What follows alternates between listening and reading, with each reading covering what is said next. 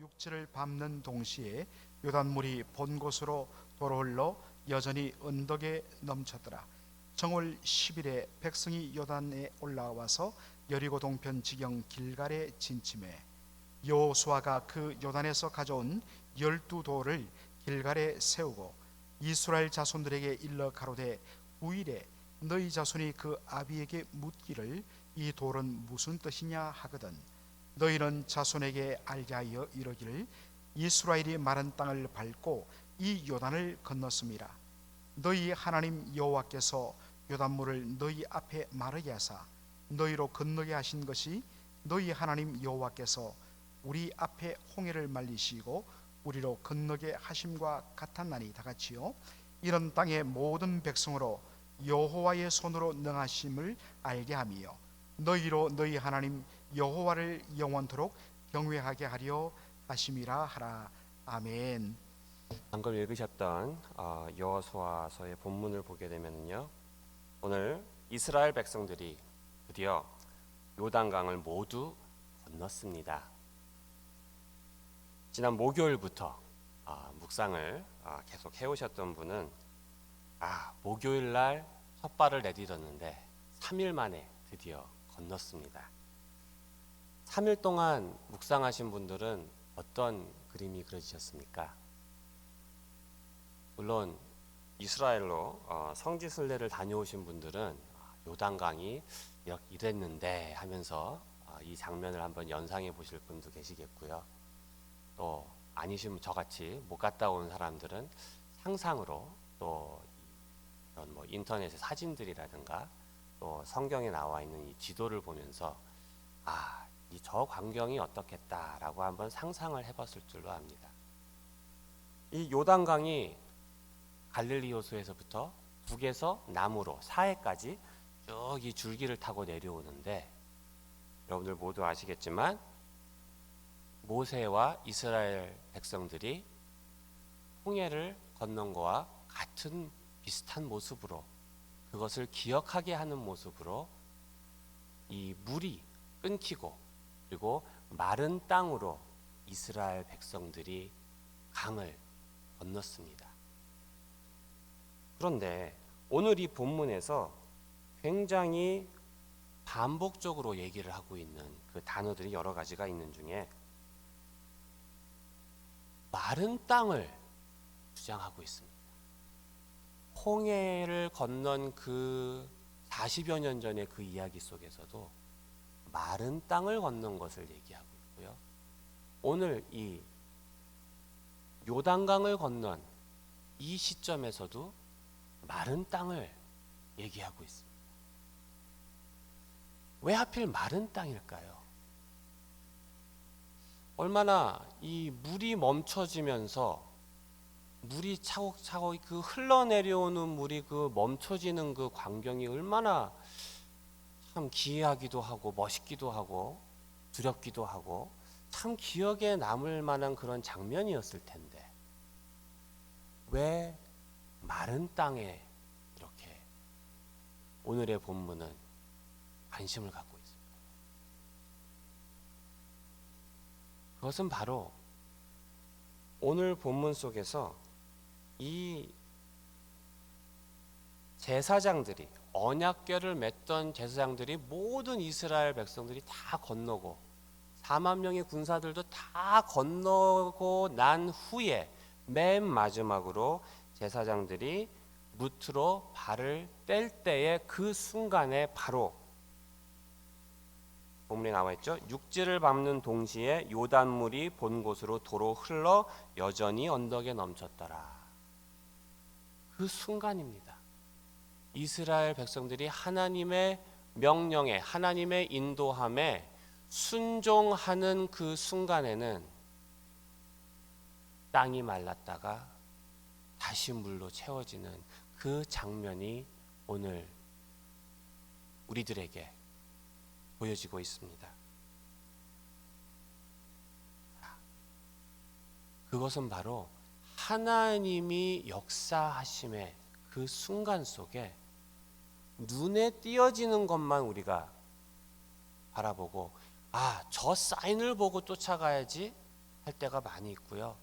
아, 저런 이적이 일어나야지 우리가 알지 할 때가 많지만요. 마른 땅을 생각해 보십시오. 밟고 있는 땅. 그렇게 눈에 잘 띄는 곳이 아닙니다.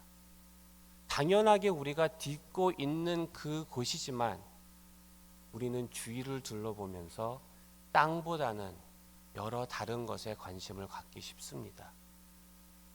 하지만 땅은 하나님이 창조 때부터 물에서 무트로 드러내시는 하나님의 그 역사 속에 시작점에 있습니다. 그리고 우리가 밟고 있는 이 땅 또한 하나님께서 우리에게 허락하신 터전입니다. 지금 우리가 예배 드리고 있는 이 맥클린 한인장로교회도 이 터전에서 하나님이 역사하셨고 하나님이 불러주셨고 하나님이 인도하시고 계십니다. 오늘의 이 말씀을 받으시고 묵상하시는 여러분들 앞에 과연 오늘 내가 딛고 있는 눈에 잘 띄지 않지만 하나님의 임재와 하나님의 인도하심이 확실한 이 땅에서 오늘 주님이 허락하신 나를 향한 무엇으로 주님께 영광 돌릴까? 오늘 여러분들 기도하셨으면 좋겠습니다. 이 요단강에 대해서 여러 가지 주장이 있는데요. 어떤 분들은 요단강이 뭐 보니까 뭐 그렇게 넓지도 않고 그렇게 깊지도 않고 뭐 어떨 때 가서 보면은 뭐 너무 낮고 뭐 이런 여러 가지 이야기들이 있는데요. 다 그 시즌에 따라서 물 높이도 변하고 물의 양도 변하고 그 얼마나 빨리 흐르고 늦게 흐르고 하는 것이 차이가 난다고 합니다. 저도 직접 가보지는 못했습니다만 제가 직접 물에 담궈보고 하는 얘기는 아니지만 이런 얘기들을 봤을 때 때에 따라서 수량도 변하고 변화가 있구나. 그런데 한 가지 우리가 확신할 것은 말씀에 표현이 돼 있습니다. 어떤 때라고요. 물이 많아서 넘쳐 흐르는 때라고 합니다. 그렇기 때문에 어느 지점에 그 요단강을 건넜든지 물이 수량이 많은 때에 건너는 것인데 이것이 전적으로 하나님께서 역사하신 하나님께서 이 물을 막아주신 하나님께서 명령하신 대로 순종한 이스라엘 백성들이 건널 수 있도록 하나님께서 직접 역사하셨다는 증거는 말씀을 통해서 우리들이 확인할 수가 있습니다. 많은 분들이 직접 가보고 뭐 홍해도 가보고 요단강도 건너보고 하면서 그때 뭐 그렇게 힘들지 않게 뭐 그냥 이 정도면은 뭐 물이 마르지 않아도 건널 수 있을 텐데 하는 그런 얘기들이 있고요. 심지어 신학교에서는 이런 질문들도 합니다. 아니 홍해가 뭐 발목에서 무릎까지밖에 뭐 안 온다는데 뭐 그거 건넌 게 그렇게 대단하다고 뭐 기적이라고 합니까? 그거를 학생도 아니고 어떤 신학교에서는 교수님이 그걸 가지고서 다룬다고 그래요. 근데 어떤 학생이 이런 질문을 했다고 합니다. 만약에 교수님께서 말씀하시는 그 홍해의 깊이가 무릎 밑으로밖에 안 된다면은 그것이 더 큰 기적 아닙니까? 라고 했대요. 그 교수가 그게 무슨 소리냐 했더니 이스라엘 백성은 그러면 무릎 정도밖에 안 차는 그 그 홍해를 건넜다고 칩시다. 그런데 그 뒤로 그 이스라엘 사람들을 추격했던 바로와 그의 그 군대들이 그 무릎밖에 차지 않는 거기에 다 그 속에서 다 죽었다고 하는 그것이 얼마나 더 큰 기적입니까? 하는 이런 대화가 일어났다고 합니다. 제가 이 이야기를 꺼내는 이유는 오늘 말씀 속에서 굉장히 공을 들이고 있는 이것이 기념석에 대한 이야기를 하고 있습니다. 이 12돌들, 열둘 이 12의 특징은 여러분이 이미 아시리라 생각합니다. 12지파가 있고 예수님도 12제자를 세우시고 이 이스라엘이 하나님의 백성이라는 이러한 연결점 속에서 계속 반복되고 있는 숫자인데, 이 12개의 기념석의 목적은 바로 하나님이 모든 것을 이루셨다는 이러한 하나님을 전적으로 신뢰하고 의지하는 이러한 신앙을 대대로 전승되고 또한 이것이 심화되어야 한다는 이러한 목표가 있기 때문입니다. 그런데 이곳에서 말씀 속에서 이것을 전하라고 할 때요, 저는 교육 사역을 오래 한 입장으로서 굉장히 특이한 점을 발견했습니다. 이것에서 아비들에게 물었을 때, 너희의 자손들이 이것을 물었을 때 누구 보러 대답하라고 되어 있죠? 랍비들이여 이것을 잘 가르치십시오 그렇게 되어 있습니까? 아니면 제사장들이여 이 기념석에 대해서 잘 가르치십시오 이렇게 되어 있습니까? 아니면 백성들이여 예배당에 잘 보내서 이것을 잘 배우게 하십시오 이렇게 되어 있습니까? 오늘 말씀에서는 부모들이 자식에게 대대손손 이러한 하나님의 역사하심을, 이렇게 하나님과 만난 이러한 일들을 가르치라고 하고 있습니다. 과연 여러분들이 하나님과의 만남을, 여러분들이 하나님을 통해서 영광 돌림 그 순간에 받은 그 은혜를, 또 매일매일 주님의 말씀을 묵상하면서 받은 그 은혜를 얼마나 많이, 얼마나 자주 여러분들의 자녀들과 여러분들의 자손들과 나누셨습니까?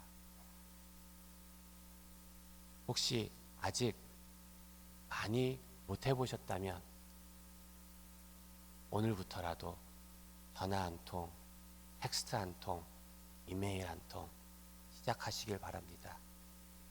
만약에 핏줄의 자손이 없으신 분이 혹시라도 계신다면 우리 교회에 얼마나 많은 신앙의 자손들이 있습니까? 신앙의 후배들이 있습니까?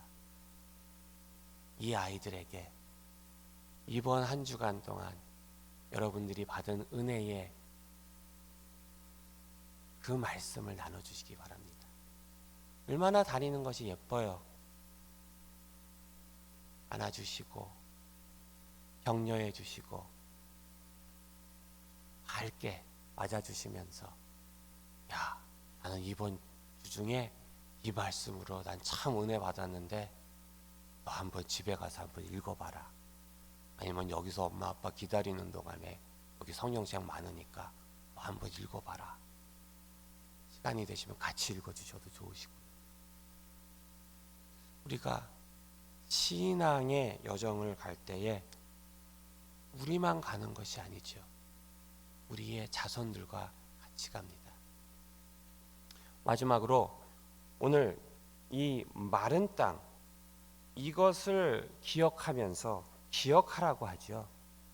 기억하게 하는 것은 알게 하고, 이것을 통해서 오늘 본문 말씀 마지막과 같이 너의 하나님 여호와를 영원토록 경외하게 하려 하심이라 했습니다.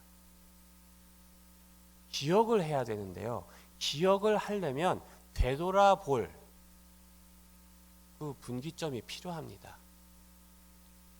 그런데요, 너무 앞에 나가서 일을 하다 보면요, 이게 어디로 흘러가고 있는지 잘 못 느낄 때가 많이 있습니다.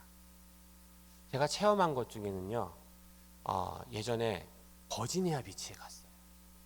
버지니아 비치에 가가지고 뉴스 아이들과 열심히 물속에 들어가서 놀고 있었습니다. 한참 재밌게 놀고 있었는데요. 조금 있다가 슬슬 이제 배가 고파지기 시작했어요. 그래서 지금 점심을 조금 있다가 이제 먹어야 될 텐데 이제 좀 나가서 먹어야 되겠다라고 해서 저희가 이 진을 쳤던 곳을 바라봤는데요. 분명히 그 앞으로 나와서 물속에 들어갔는데 저쪽에 있어요. 그래서 아이들하고 왜 우리 저거 짐 맡아주신 선생님이 왜 저 짐을 다 절로 옮겼지? 저 자리가 참 좋은 자리인데 파킹장에서도 가깝고 왜 절로 옮겼지?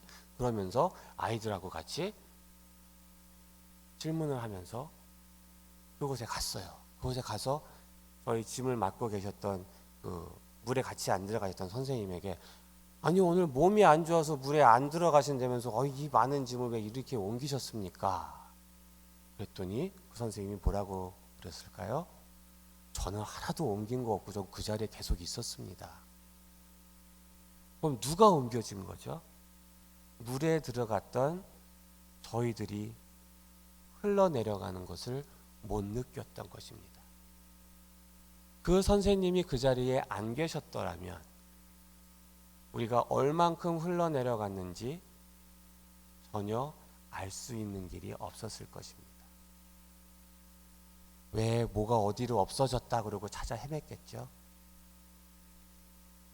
그와 같이 우리의 삶 속에 그렇게 등대와 같이 기준이 되는 것은 하나님의 말씀이십니다. 그와 더불어서 요즘 세대가 이렇게 변해가고 이렇게 흘러가고 있을 때에 이 젊은 세대들이 하나님과의 교통을 이렇게 해온 우리 부모님의 세대들이 지금 어디에서 어떻게 이것을 계속하고 계실까? 그때 돌아보는 곳에 여러분의 자리가 중요한 것입니다. 이 마른 땅과 같이 항상 밟고 있어서 눈에 잘 안 보이는 것 같지만 이 흘러가는 세대 속에 돌아보는 순간에 있을 때에 그때 지금도 여전히 영원토록 하나님과의 교제에 은혜 받고 계시는 여러분들의 모습이 또 아직도 함께 하나님의 역사하심 속에 활동하고 쓰임받는 여러분들의 모습이 지금 정처 없이 흘러가고 있는 우리 다음 세대들이 등대와 같이 바라보고 또다시 주님께 모든 것을 맡길 수 있는 그러한 표지가 될 수 있고 그러한 하나님의 도구로 사용이 되실 줄로 믿습니다.